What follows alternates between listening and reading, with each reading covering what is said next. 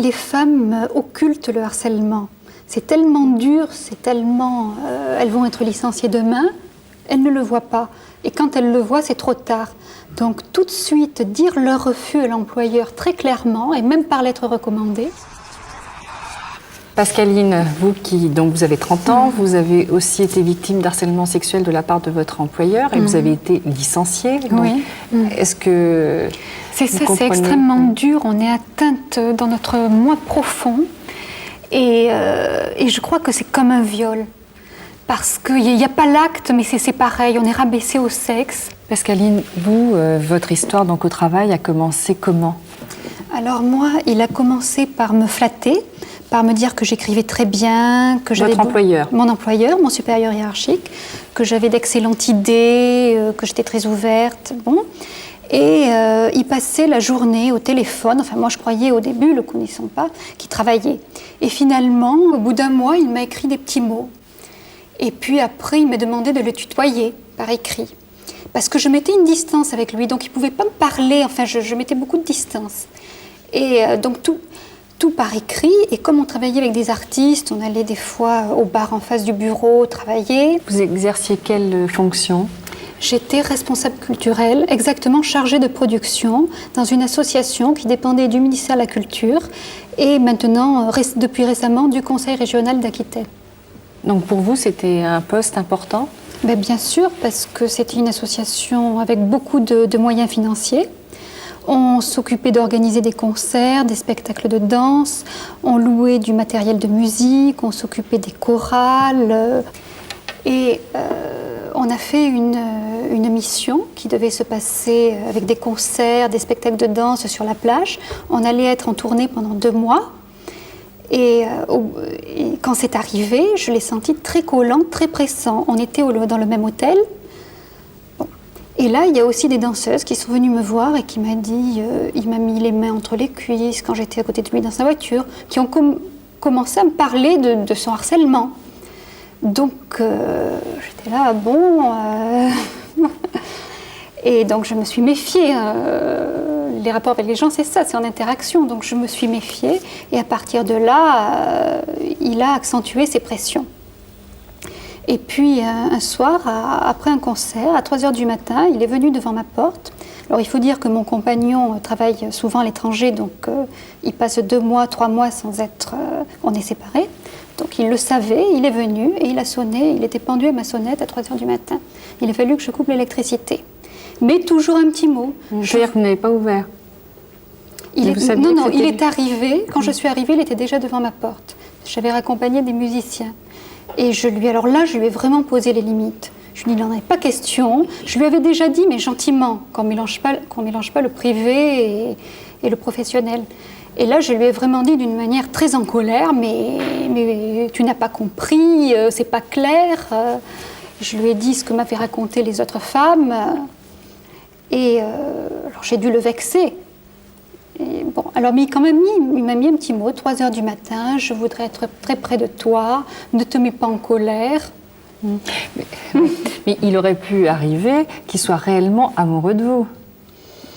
Je voyais le personnage, il méprisait les gens, il invitait une de mes collègues au restaurant. Après, c'était moi, jamais un travail d'équipe. Déjà, il suscitait des jalousies, il faisait un jeu de stratégie complexe. On était une petite équipe de 6. Donc, déjà, une méthode de travail. Et puis, il n'aimait pas les gens. J'avais vu le personnage après. Donc, c'était un subterfuge d'amour, d'ailleurs. C'est ça qui fait la différence, c'est voilà. qu'il entretenait ses relations avec tout le monde. Et puis, suivant les rangs et le caractère de chacune, il jouait. Il y en a, il les agressait d'emblée, d'autres, un bouquet de fleurs. Moi, c'était le jeu de l'amour. Voilà. Le romantique, il m'avait écrit intellectuellement, tu m'apportes beaucoup, on a des rapports très intellectuels, donc il faisait ce jeu-là avec moi. Est-ce qu'à un moment donné, je suis désolée de me poser cette question, mais c'est pour un peu comprendre comment ça s'est passé, vous avez été sous le charme ou immédiatement vous vous êtes replié, refermé, vous avez fait attention?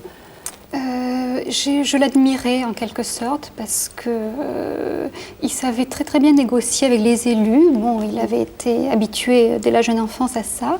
Il savait avoir des subventions importantes pour l'association.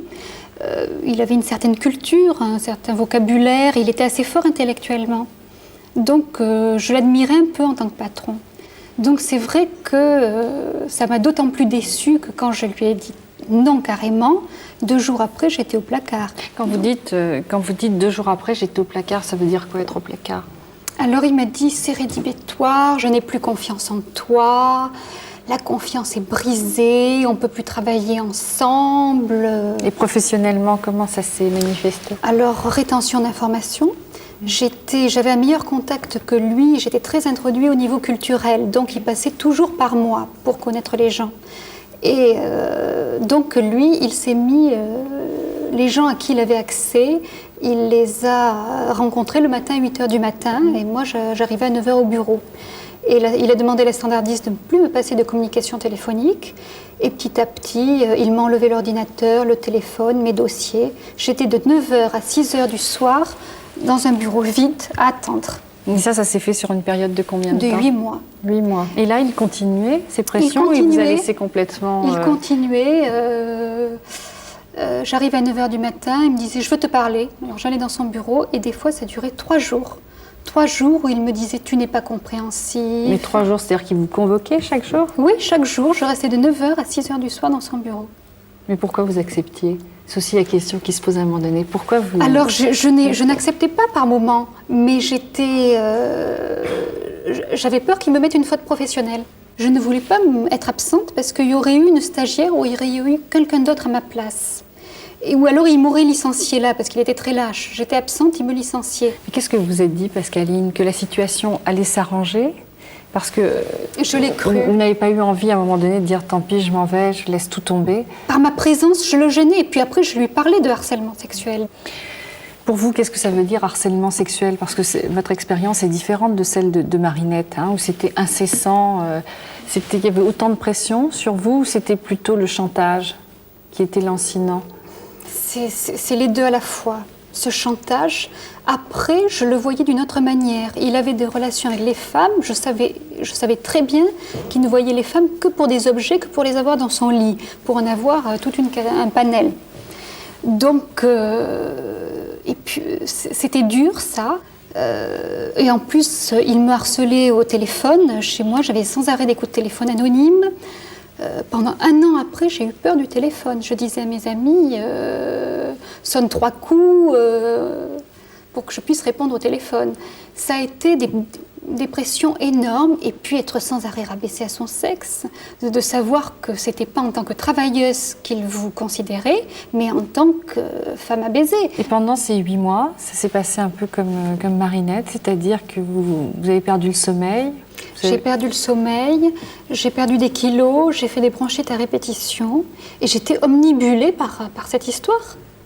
Et en plus, j'ai été voir donc la voie hiérarchique. Et dès que j'ai été voir la voie hiérarchique, donc c'est un ministère qui se dit ouvert et original, ça a été oui, mais vous n'êtes pas violée quand même. Et vous n'avez vous n'avez eu affaire qu'à des hommes aussi? Oui, qu'à des hommes. Comment vous avez été licenciée finalement? Comment ça s'est passé? Alors, j'ai contacté l'association à Paris, la VFT, Association contre les violences faites aux femmes au travail, qui ont poussé, qui ont fait voter, qui ont fait des projets de loi contre le harcèlement. Et dès qu'elles ont averti toute la voie hiérarchique, 2 jours après, je recevais une lettre de licenciement. Mais qu'est-ce que vous attendiez, vous, de l'association? Moi, j'attendais qu'il ait un blâme, lui, ou qu'il soit licencié, parce que non seulement... Ah, lui? Oui. Le contraire. Alors, en fait, c'est le contraire, oui. Mais voilà, enfin, qu'il soit au moins sanctionné. C'est pas normal, un comportement comme ça, d'harceler toutes les femmes. Quel a été le motif de licenciement pour vous? Alors, c'est très marrant parce que quand je suis arrivée à l'entretien pré-licenciement, il ne le savait pas. Alors, il a dit licenciement économique. Je lui ai dit, mais dans l'administration, excusez-moi, mais l'économie, c'est l'État. Bon. Alors, il m'a mis fin de mission et il m'a mis, vu le climat que je créais. Comment vous l'avez vécu, vous, ce licenciement? Le licenciement en soi, j'étais contente parce que 8 mois de placard, bon. Ça veut dire que vous n'en pouviez plus. J'en pouvais plus. De toute façon. Moi, ça a été le viol, être rabaissé à son sexe, ne pas être... Ça revient. Hein. Ne pas être dans sa compétence. Moi, j'ai fait des études. Souvent, pour plein de choses, j'étais meilleure que lui. C'était ne pas être valorisée au niveau du travail. Vous voyez, entre... Dans ce que vous dites, c'est être nié, c'est ne pas exister. Oui, et ne pas être respecté. Respect, voilà, le respect, et puis, mais je vois, c'est affreux, c'est envers tout le monde, et surtout envers les femmes. Ce qu'il y a, c'est que ça s'installe, c'est long, c'est lancinant, ils espèrent nous avoir à l'usure. Vous avez essayé de porter plainte ? J'ai porté plainte. Alors justement, je n'ai pas été assez conseillée à temps parce qu'il aurait fallu que je porte plainte. Et maintenant, je donne conseil aux femmes de porter plainte contre la personne. Donc je l'ai fait contre l'association, mais c'est surtout la personne que... Alors l'association, j'ai eu gain de cause pour le licenciement abusif, sans cause réelle et sérieuse. Et là, je suis en appel pour le harcèlement, parce que ce sont aussi des hommes, des juges qui jugent. Et malgré mes mots, malgré mes témoignages, comme il a donné aussi des faux témoignages, lui de son côté, et c'est facile. C'est facile quand vous avez un poste important, que vous êtes... Qu'est-ce que vous avez fait après votre licenciement ? Qui s'est passé il y a combien de temps ? 2 ans. 2 ans. Donc depuis 2 ans, qu'est-ce que vous faites ? Alors, il faut vous dire une chose, c'est que toutes les femmes qui ont subi un harcèlement ou des pressions sexistes dans leur travail ne veulent plus travailler après. Les femmes veulent rester chez elles et font un enfant. Ou alors, après avoir subi un harcèlement sexuel ? Oui, 6-8 mois après.